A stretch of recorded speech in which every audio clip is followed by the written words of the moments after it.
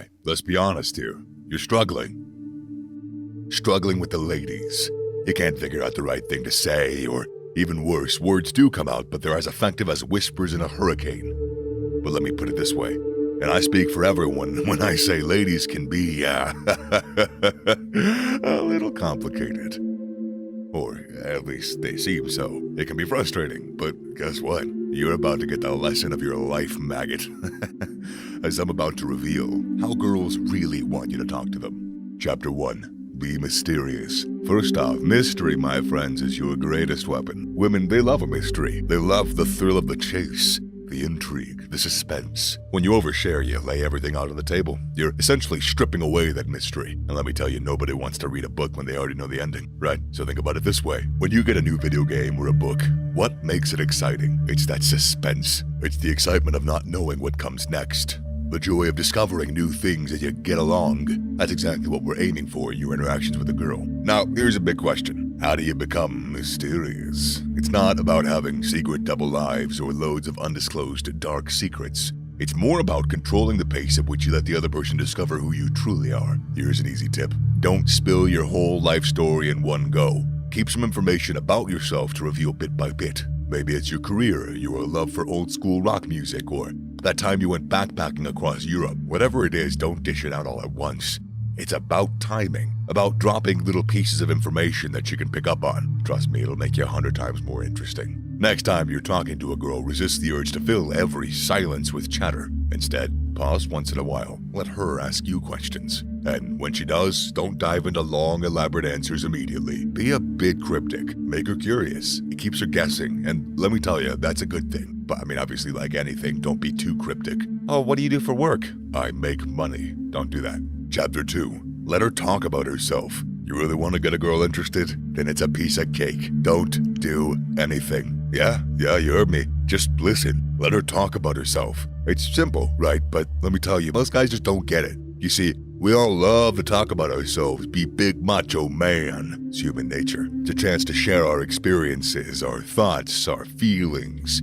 And that goes for the girl you're interested in too. So here's a quick reality check. If you're spending most of the time talking about yourself, your car, your job, or your gym routine, that's a problem. You're doing it wrong and you're kind of unpleasant to talk to. Girls are not interested in guys who blabber about themselves. Nobody is. You suck if you do that. Now, here's the better way to do things. When you're having a conversation with her, ask about her interests, her favorite books, movies, music. Ask her about her day, her dreams, or her ambitions. What makes her tick? What drives her? Get her to share her world with you. But this is more than just letting her talk. Gotta listen, buddy. And I mean actually listen. Not just with your ears, but with your whole being. Show genuine interest in what she has to say. Don't just hear, understand. When she tells you about her passion for painting, or her dream to travel the world, or her favorite childhood memory, pay attention. Gets you a lot of points later when you bring that kind of stuff up. Respond with thoughtful comments, not just empty nods. Let her see that you care about what she thinks and feels. If you don't listen properly, you're gonna end in one nasty silence.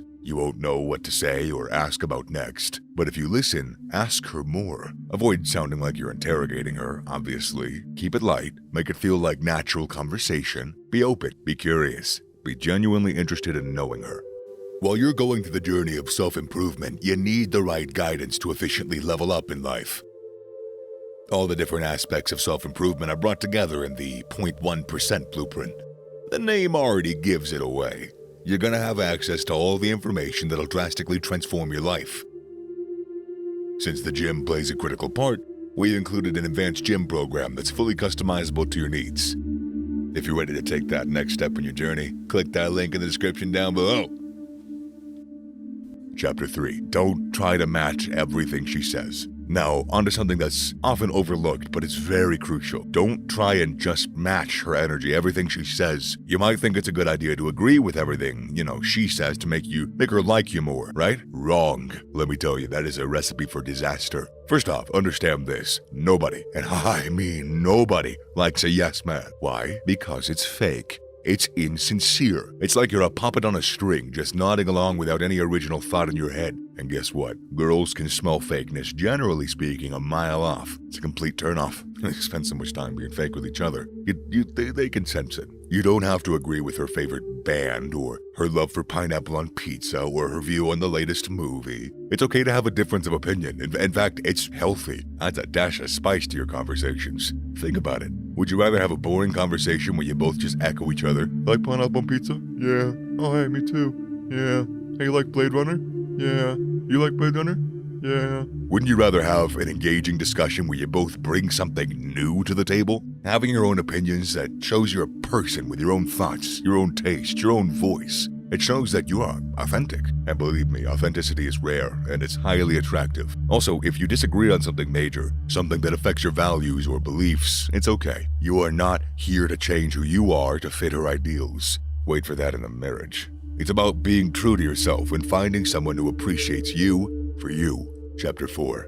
Be a gentleman. Use her name. Let's focus on something that has the power to change your interactions dramatically. Be a gentleman, especially when it comes to using her name. You might think it's an old-fashioned trick, that it's overrated or unimportant. Think again. Remembering and using someone's name shows respect. It's even just outside of dating or anything romantic like that. Using somebody's name, it shows that you care, that I take the time to remember you. And it's an instant personalizer. So, in the context of dating, it makes the conversation more intimate. It shows that you see her as an individual, not just any other girl. Consider this. You're in a crowded room. There's noise everywhere, but suddenly you hear someone say your name. What happens? Well, you turn around, your attention's grabbed. That's the power of a name. It connects, it engages, it brings a sense of importance, but don't overdo it. Don't drop her name into every other sentence like it's going out of style. That feels forced and it feels fake. Just use it occasionally when it feels natural, like when you greet her, or when you want to emphasize a point, or when you want to get her attention in a conversation. It can be really cute to be like, well, Kaylee.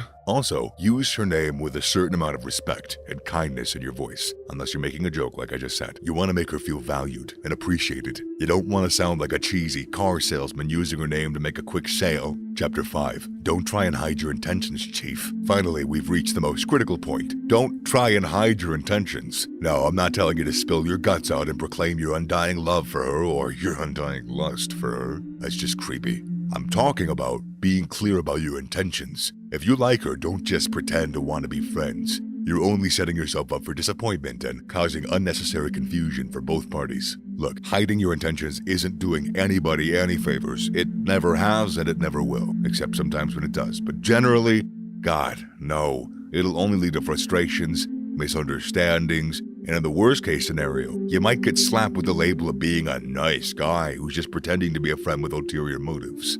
Being upfront about your intentions doesn't mean being overly aggressive or forward. It's about expressing your interest in a mature, respectful, and confident manner. Let her know that you find her interesting and you would like to get to know her better. Compliment her genuinely, not creepily. And remember, being clear about your intentions also means respecting her response. Whether it aligns with your hopes or not, she may not feel the same way that you do, and that's fine, sport. It's better to know the truth early on, rather than wasting time and energy on a one-sided fantasy. So, the key to truly captivating conversations is not in a guide or a list of steps. It lies within you, your authenticity, your willingness to understand and respect the person in front of you. Conversations aren't about tricks. They're not about playing games. It's about the connection, about building a bridge between two souls. So, be yourself.